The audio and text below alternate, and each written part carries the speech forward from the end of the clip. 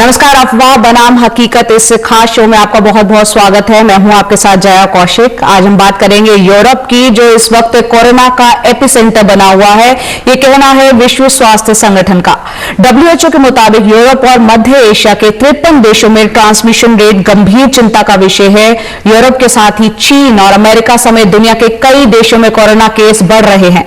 Europe में पिछले एक महीने में कोरोना के मामलों में 55% की बढ़ोतरी हुई है। क्यों यहां के कोरोना के मामले लगातार यहां बढ़ रहे हैं, इस पर हम चर्चा करेंगे। साथ ही भारत की बात करें तो फेस्टिवल सीजन में जिस तरह से लाखों लोग एक जगह से दूसरी जगह ट्रैवल करके पहुंचे, लोगों ने मिलना जुलना रखा, मास्क सोशल डिस्टेंसिंग को लेकर लापरवाह दिखे, क्या आने वाले वक्त में यह चिंता का सबब हो सकता है? भले ही इस वक्त देश में कोरोना के 10,126 नए केस ही हैं, लेकिन बावजूद इसके क्या हमें वेट एंड वॉच करना चाहिए? क्योंकि त्योहार के कारण टेस्टिंग और टीकाकरण दोनों कम हुए हैं। केंद्रीय स्वास्थ्य मंत्रालय पहले ही अक्टूबर में चेता चुका है कि अगले 3 महीने भारत के लिए बहुत महत्वपूर्ण है। इन सब पर बात करने के लिए हमारे साथ 3 खास मेहमान जुड़ रहे हैं। डॉक्टर रचना कुचेरिया, जो कि संस्थापक हैं, फाउंडर है डॉक्जीनी की, टेलीमेडिसिन की। बहुत बहुत शुक्रिया हमसे जुड़ने के लिए। साथ ही डॉक्टर लैंसलॉट पिंटो, जो कि महामारी विशेषज्ञ हैं, मुंबई के हिंदुजा अस्पताल के। डॉक्टर सरमन सिंह, जो कि डायरेक्टर हैं एम्स भोपाल के। आप तीनों का बहुत बहुत शुक्रिया हमसे जुड़ने के लिए, वक्त निकालने के लिए। डॉक्टर रचना, सबसे पहले मैं आपसे समझना चाह रही हूं कि यूरोप में पिछले एक महीने में नए कोरोना केसों की रफ्तार में 55% से ज्यादा की बढ़ोतरी देखने को मिल रही है। ये आंकड़े जो है चिंता पैदा करते हैं, क्योंकि यूरोप की आधी से ज्यादा आबादी जो है वो वैक्सीनेटेड है, जबकि भारत की अगर बात करें तो एक बहुत बड़ी आबादी जो सिंगल डोज ही लगी है, उसको सिर्फ 22% बताया जाता है जो डबल डोज जिनको लगी है। इसको कैसे आप समझेंगी पूरा? देखिए, जो यूरोप में जो केसेस बढ़ रहे हैं, अभी चिंता का विषय तो है ही। मगर ये पिछले साल भी हमने देखा ही था कि जब ठंडी का मौसम आता है तो जो वेस्ट के देश हैं, जो पश्चिमी देश हैं, वहां पे लोग अंदर रहते हैं ज्यादा। तो इस समय जो सारे रेस्पिरेटरी वायरसेस हैं, फ्लू भी बढ़ता है, वो सब बढ़ने की आशंका बढ़ जाती है। एक कारण तो ये हो सकता है। और दूसरा, हमें ये भी मालूम है कि टीकाकरण से इन्फेक्शन नहीं प्रिवेंट होता, बल्कि खतरनाक जो बीमारी है, कोविड का वर्जन है, अस्पताल जाना, ये कम होता है। तो इन्फेक्शन तो फिर भी हो सकता है, पर हाँ, चिंताजनक बात है कि इतना हो रहा है। हिंदुस्तान की जब हम बात करें कि हाँ, हमारा एक टीकाकरण तो काफी 70% से ऊपर हो गया है, बट 2 नहीं लगे हैं। बट ये भी याद रखिए कि जो है तो बहुत मुश्किल बात कि जो वेव आया था, जिसमें डेल्टा पिछले कुछ महीनों में जब पूरे देश में फैला था, जब लॉकडाउन हुआ था मार्च अप्रैल में, तो बहुत ज्यादा संख्या में लोग प्रभावित हुए थे इससे। चाहे उनका टेस्ट हुआ ना हुआ हो, बट एक उनको इम्यूनिटी थोड़े इन्फेक्शन से या ज्यादा इन्फेक्शन से कुछ हद तक जरूर मिली होगी, और फिर उसके बाद ज्यादातर टीकाकरण हुआ है तो एक इम्यून बूस्ट भी मिला है। तो ये कुछ कारण है मेरे हिसाब से, जो कि थोड़ा सा डिफरेंशियल बता रहे हैं, जो आपने जिस बात पे सवाल किया। जी, डॉक्टर लैंसलॉट, आपसे ये समझना चाह रहे हैं कि क्या लगता है कि भारत में यूरोप की तरह केस बढ़ने की संभावनाएं थोड़ी कम है, क्योंकि दोनों जगहों की जो एनवायरनमेंट, वातावरण की बात करें, उसमें अंतर है, वो अलग है। यूरोपीय देशों में सर्दियां शुरू हो चुकी है, वहां ठंड इतनी पड़ती है कि लोग बंद एनवायरनमेंट में रहते हैं, जिसके कारण वहां इन्फेक्शन सर्दियों में ज्यादा बढ़ जाते हैं चांसेस। आपको क्या लगता है? धन्यवाद जया, मुझे प्रोग्राम पे बुलाने के लिए। मेरे हिसाब से तीन वेरिएबल्स हैं जिसके बारे में हम ज्यादातर जानते नहीं है, क्योंकि ये नई बीमारी है कोविड। नंबर 1 इज री इन्फेक्शन। हम जानते हैं कि काफी लोग संक्रमित हो चुके हैं ऑलरेडी, लेकिन जैसे समय गुजरता है री इन्फेक्शन होने के चांसेस बढ़ते हैं। तो right now we have a lot of protection, काफी प्रोटेक्शन है, क्योंकि सेकेंड वेव इतना बड़ा था कि काफी लोग इन्फेक्ट हुए, काफी लोगों में एंटीबॉडीज है, लेकिन जैसे समय गुजरता है हो सकता है वो फिर से वल्नरेबल होते हैं। दूसरा वेरिएबल ये है कि ब्रेक थ्रू इन्फेक्शन हो सकते हैं। जैसे हमको पता है, जैसे वैक्सीन का भी ड्यूरेशन बढ़ता जाता है, ब्रेक थ्रू इन्फेक्शन हो सकते हैं, हालांकि ये जनरली इतने सिवियर नहीं होते हैं। और तीसरा जो बड़ा वेरिएबल है इज वेरिएंट्स। जैसे ट्रांसमिशन फैलता है कम्युनिटी में, तो नए वेरिएंट्स आने के चांसेस होते हैं। पिछले साल यही समय पे हम बिल्कुल we were in a very comfortable state, हमको लगा था कोरोना खत्म हो गया था, लेकिन फिर डेल्टा वेरिएंट आया and that changed everything.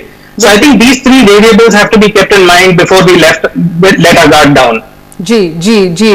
Doctor Sarman भी हमारे साथ है। डॉक्टर सरमन, ऐसा देखने में भी आया है कि यूरोप में जब संक्रमण बढ़े हैं तो उसके 2-3 महीने बाद भारत में भी मामले बढ़ने लगते हैं। क्या यूरोप की स्थिति से भारत को सचेत हो जाना चाहिए? बिल्कुल, आपने बिल्कुल सही कहा। और आपने जिस तरह से कहा कि त्योहार के मौसम में हम लोगों ने जिस तरह से कोताही बिल्कुल जो नहीं बरती और जिस तरह से बिल्कुल कंप्लेसेंसी जिसको कहते हैं वो हो गई, वो एक बहुत बड़ा रीजन है। अभी यूरोप के अलावा रसिया में हम देख रहे हैं, ईरान में देख रहे हैं, सिंगापुर में भी देख रहे हैं, इन सारे जो नेबरिंग कंट्रीज हैं उनमें भी नंबर ऑफ केसेस बढ़ रहे हैं। जो आपने बहुत इंपॉर्टेंट बात कही, जो यूजुअली हम लोग उसको ध्यान नहीं देते हैं, आपने बिल्कुल सही बात जो आपने पॉइंट आउट की। और मैं चाहूंगा कि हमारे एक्सपर्ट्स भी उस चीज पर भी ध्यान रखें कि ये जो टेस्टिंग कितनी है, अगर हम डिनोमिनेटर हमारा कम हो जाएगा तो नेचुरली कम नंबर हो जाएंगे। तो ये हमको बिल्कुल जरूर देखना है कि हमारे नंबर ऑफ टेस्ट कितने हुए, क्योंकि अगर डेथ को हम कन्वर्ट करें, जो नंबर ऑफ टेस्ट हो रहे हैं या पॉजिटिव आ रहे हैं, और डेथ को देखें तो ये 2% से ऊपर जा रही है, लगभग अराउंड 2% जा रही है। जबकि जब फुल्ली टेस्ट हो रहे थे तब लगभग 1.1 या 1.2 के अराउंड रह रही थी। तो ये बहुत इंपॉर्टेंट है। तो हमारे यहाँ प्रोबेबली हमें लग रहा है कि इस समय त्योहार के टाइम में सभी छुट्टी पर होते हैं, हेल्थ केयर वर्कर भी, फटीग भी आ गई है, टेस्टिंग कम हो रही है, वैक्सीनेशन भी कम हो रहा है। तो ये हमको भूलना नहीं है। और कभी भी कोई भी म्यूटेंट आ सकता है, ब्रेक थ्रू जैसे बताया, तो ब्रेक थ्रू भी हो सकता है, रीइंफेक्शन भी हो सकता है, कुछ भी हो सकता है।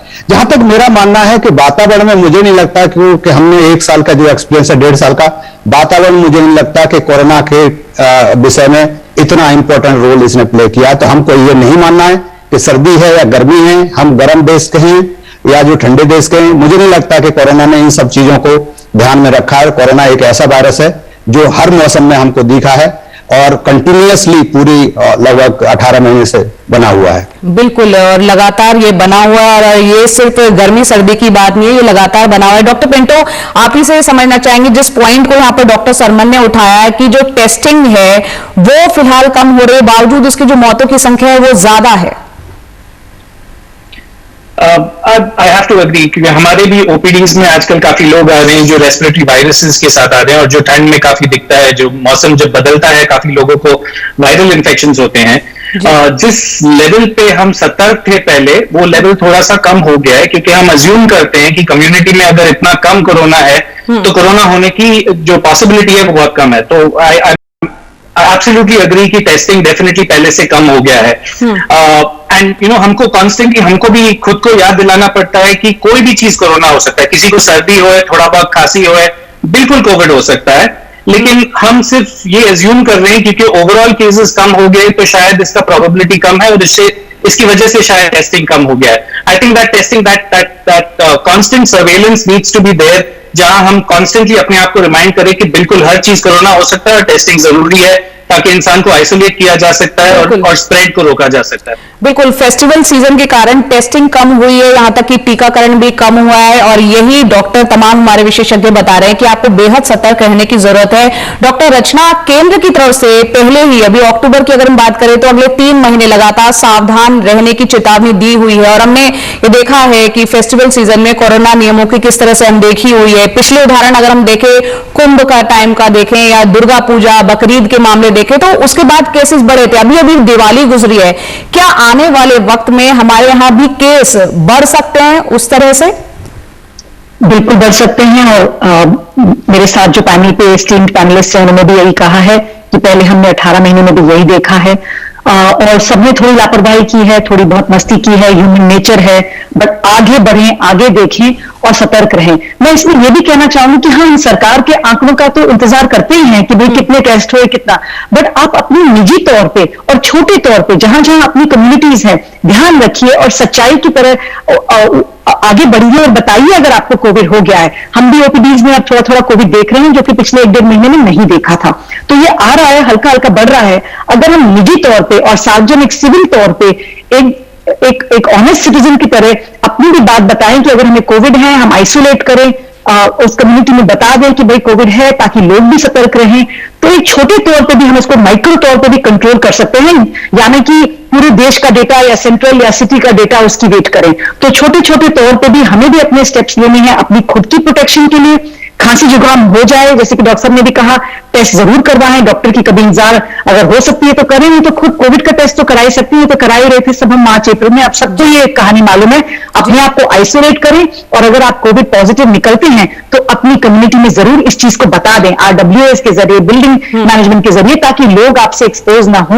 ये अपनी रिस्पॉन्सिबिलिटी बनती है, ये सोसाइटी की रिस्पॉन्सिबिलिटी बनती है। तो सरकार जो करेगी करेगी, पर अपने तर पे भी हमारी जो सरकार करेगी, लेकिन हर इंडिविजुअल की, हर इंसान की जिम्मेदारी बनती है कि खासतौर से कोरोना जैसी बीमारी में खुद ना सिर्फ सतर्क रहे, बल्कि आसपास उसका परिवार भी तभी सुरक्षित रहेगा जबकि वो ज्यादा से ज्यादा अवेयर होगा और आसपास जो है खुद को आइसोलेट कर लेगा और वो इस बीमारी की चपेट में आता है। डॉक्टर सरमन, यहाँ पर आपसे ये भी समझना चाह रहे हैं कि जिस तरह से अभी दिवाली गुजरी है, तो अमूमन कितना वक्त माना जाए कि अगर कोई भी इस तरह के नतीजे निकलते, क्योंकि पब्लिक इवेंट या फेस्टिवल्स निकले तो ज्यादा इंटरेक्शन लोगों के बीच हुआ है?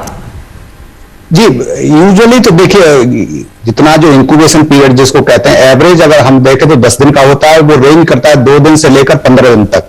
तो इसमें बहुत अभी हमको कम से कम 3 वीक्स तक हमको बहुत केयरफुल रहना पड़ेगा। और ये जो त्योहार हुए हैं, जिस तरह से हमने कंप्लेसेंसी और बिल्कुल निश्चिंत होकर मार्केटिंग में, शॉपिंग में, अभी देख रहे हैं हम कि मास्क लगाना तो ऑलमोस्ट लोग भूल भी गए कि कभी मास्क भी लगाया जाता था।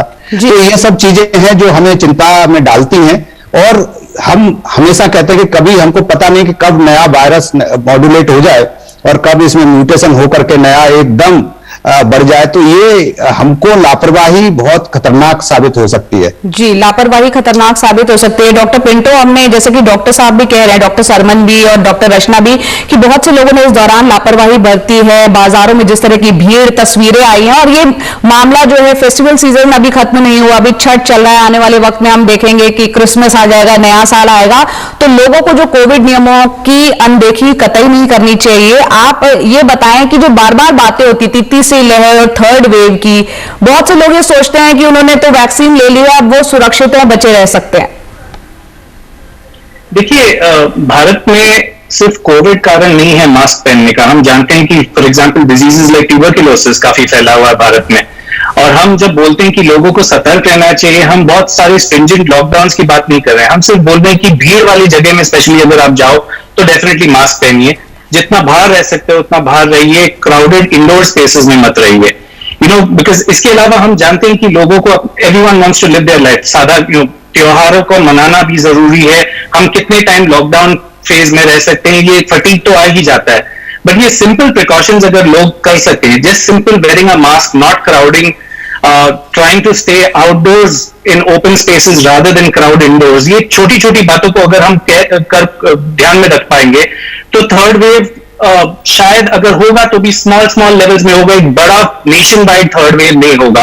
और ये छोटे वेव्स तो होते रहेंगे, ये हम जानते हैं लोकल कम्युनिटीज में, और उसको हम सर्किट ब्रेकर्स जो बोलते हैं, छोटा मिनी लॉकडाउन करते रह सकते हैं, बट होपफुली ये फर्स्ट और सेकंड वेव जैसे सेकंड वेव, थर्ड वेव फिर से नहीं आएगा। ये एक अच्छी बात तो जरूर है, क्योंकि सेकेंड वेव के दौरान क्या कुछ हुआ था ये हम सब ने देखा था। और यहाँ पे बहुत ही संक्षेप में डॉक्टर सरमन आपसे जानना चाहेंगे, क्योंकि अभी कोरोना भी चल रहा है और हम देख रहे हैं एयर पॉल्यूशन भी बढ़ा हुआ है, ऐसे में क्या N95 लगाना मुनासिब होगा या क्लॉथ मास्क? बहुत ही संक्षेप में। देखिए, डॉक्टर पिंटो ने बिल्कुल सही कहा, और मैं हमेशा कहता हूं कि मास्क जो हमारा है ये एक कम्युनिटी वैक्सीन का काम करता है, और नॉट ओनली ये कोरोना से बचाता है, फ्लू से बचाता है, जो अभी हमारा मौसम भी चल रहा है, तो जब भी डबल इन्फेक्शन होगा तो चांसेस डेथ के ज्यादा हो रहे हैं, ये भी एक रीजन हो सकता है। डेथ एज हम अगर देखें कि इन्फेक्शन का रेट और डेथ का रेट देखें तो वो बैलेंस नहीं हो रहा। तो ये सब चीजें हैं, मास्क लगाना बहुत जरूरी है, बहुत सारे कारण हैं उसके, और पॉल्यूशन एक उसमें से बहुत बड़ा कारण है, ट्यूबरकुलोसिस है, फ्लू है, दूसरे रेस्पिरेटरी अदर वायरसेस हैं, तो मास्क हमारे लिए बहुत, जो आप सभी लोगों की राय निकल कर आ रही है कि मास्क बहुत ही इंपॉर्टेंट है, ये ना सिर्फ आपको कोरोना से बचाएगा, इस दौरान जो बीमारियां बाकी चल रही हैं, जो सर्दियों में फ्लू चलते हैं, या फिर आपने जैसे कि बताया कि मास्क से कितना कुछ बचाव हो जाता है, खासतौर से एयर पोल्यूशन को लेकर भी। फिलहाल एक ब्रेक ले लेते हैं। आप तमाम मेहमानों का बहुत बहुत शुक्रिया हमसे जुड़ने के लिए।